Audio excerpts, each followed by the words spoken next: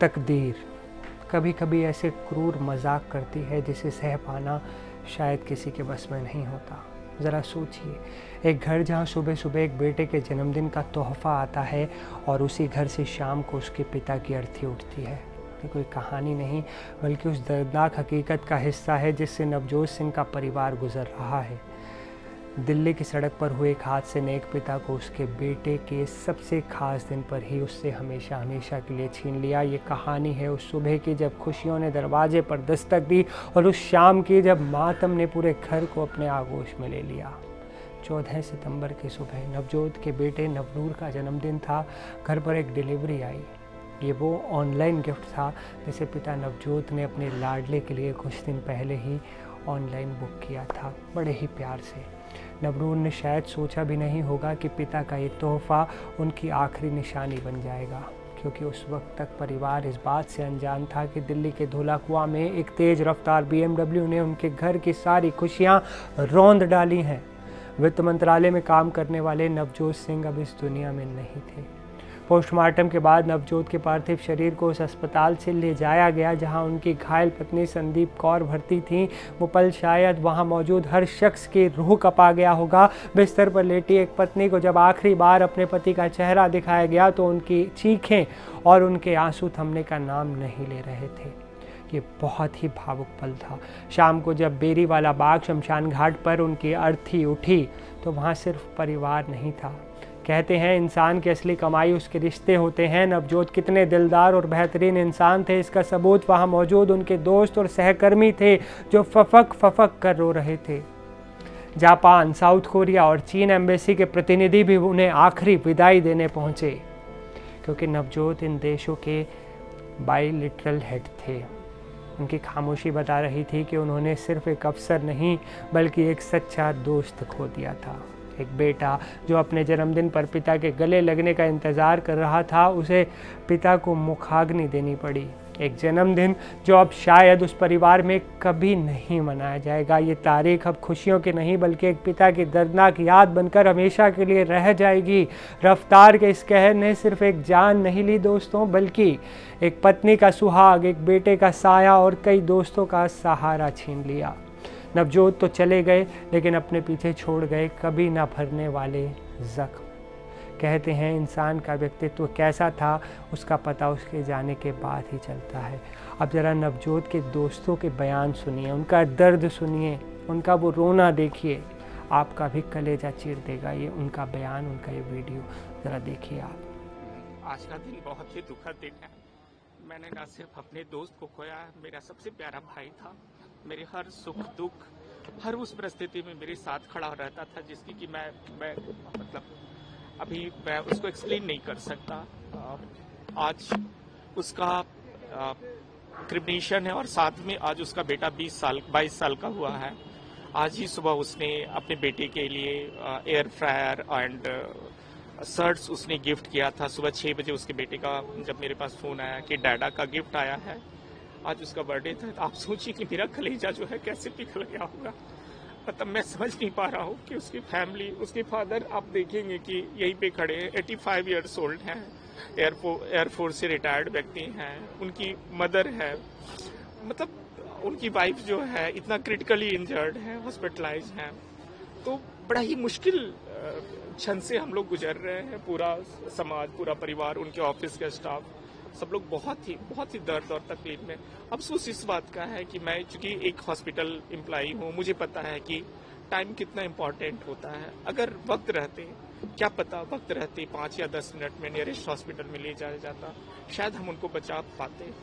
But अफसोस उस lady के दिमाग में क्या आया, कैसे आया, क्या मैनिपुलेट करना चाहती थी, वो 20 किलोमीटर दूर ले जाकर के मुखर्जी नगर के एक छोटे से नर्सिंग होम में। तो इस बात का रिग्रेट होता है कि हम रात दिन लोगों की जिंदगियां बचाते हैं, मैं अपने भाई और अपने दोस्त की जिंदगियां नहीं बचा पाए। आप कितने नजदीक से नवजोत जी को जानते थे? मैंने बताया कि न सिर्फ वो मेरा सबसे प्यारा दोस्त था, वो मेरा भाई था, बहुत अजीज। पिछले 20 साल हम एक साथ, अब इवन की सुबह का लंच अगर संडे को कहीं करना, पंचगांव चलना तो साथ जाना है। कहीं भी कोई भी ट्रिप करता था, इंडिया के अंदर कोई भी ट्रिप करता था, मुझे जरूर साथ लेकर के जाता था। उसको घूमने का बहुत शौक था। कभी सिंगड़ी कैंप चलना है, कभी नैनीताल चलना है, कभी लैंसडाउन चलना है, कभी अभी रिसेंटली वो मेघालय आया था, क्योंकि उसने 10 दिन की उसकी आईएएस की ट्रेनिंग कंप्लीट हुई थी, तो मेघालय से आया था, बोला था बहुत प्यारा जगह है, अभी हम लोग प्लान करते हैं चलने के लिए। तो उसको बहुत घूमने का शौक था। इतना जिंदा दिल इंसान, इतना जिंदा दिल इंसान, और सबसे बड़ी बात इतना इंटेलिजेंट। अपने ऑफिस में जितने भी स्टाफ आते थे बोलते थे कि मुझे बॉस नहीं मिला, मुझे लगता है कि मेरा भाई मिला। हर किसी के दुख दर्द में शामिल होना, इवन कि अपने जूनियर के किसी के फादर की तबीयत खराब हो गई, किसी की मदर की तबीयत, किसी की वाइफ की तबीयत खराब हुई, मुझे फोन करता था, ऋषभ मेरा एम्प्लॉई आ रहा है, मेरा स्टाफ आ रहा है, मेरा एसओ आ रहा है, मेरा अंडर सेक्रेटरी आ रहा है, मेरा ये आ रहा है, ध्यान रखना।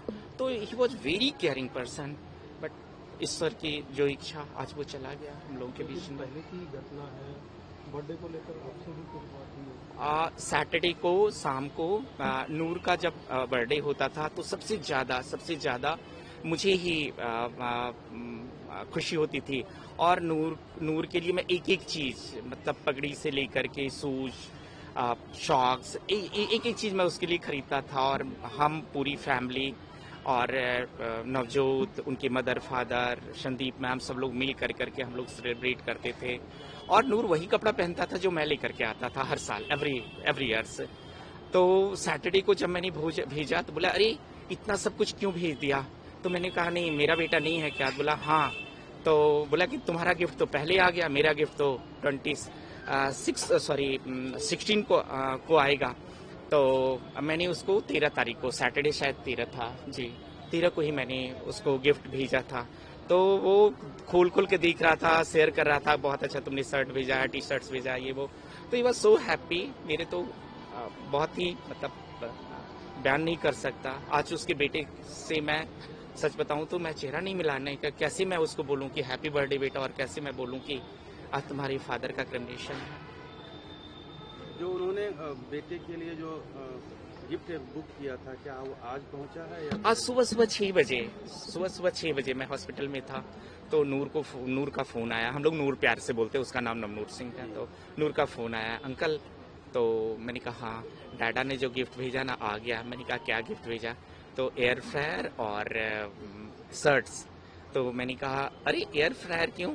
तो बोला कि आजकल ना मुझे खाना बनाने का शौक चढ़ा है, तो डाडा ने पूछा कि तुम्हारे लिए खाना बनाने का कुछ सामान मंगा दूं? तो बोला कि हाँ, आप मेरे लिए एक एयर फ्रायर मंगा दो। तो एयर फ्रायर और साथ में उसके लिए शर्ट आज अमेजोन से सुबह ही आया, 6 बजे डिलीवरी हुआ। हाल के दिनों में कोई ऐसी आपको याद हो जो इन्होंने फॉरेन कंट्री टूर किया था भारत? लास्ट मंथ स्पेन में जगह मैं भूल रहा हूँ, वहां से फिर मैड्रिड बाई ट्रेन आ रहा था। तो वो पूरा वीडियो मुझे शेयर कर रहा था। मैड्रिड 4 घंटे 4.5 घंटे का ट्रैवलिंग था वहाँ का ट्रेन। तो बता रहा था कि देखो यहाँ का ट्रेन कितना अच्छा है, यहाँ का देखो पॉल्यूशन फ्री है, कितने अच्छे लोग हैं, वहाँ की साफ सफाई के बारे में जिक्र कर रहा था। फिर उस दिन उसकी मुलाकात हुई थी वर्ल्ड बैंक के चेयरमैन अजल पायल सिंह बंगा के साथ। उसने वो फोटो मुझे शेयर किया। मैंने कहा अरे वाह, ये तो बड़ा ही प्राउड मोमेंट है। तो वो जाया करता था। अभी थोड़े इवन हर मंथ, किसी मंथ जापान, किसी मंथ कोरिया, किसी मंथ चाइना। और मेरे ख्याल से जुलाई में यूएसए गया। यूएनओ का रिप्रेजेंटेशन इसने किया, इंडिया की तरफ से यही यूएनओ में रिप्रेजेंटेटिव था। तो उसने अपने स्पीच शॉर्ट्स भी मुझे भेजे।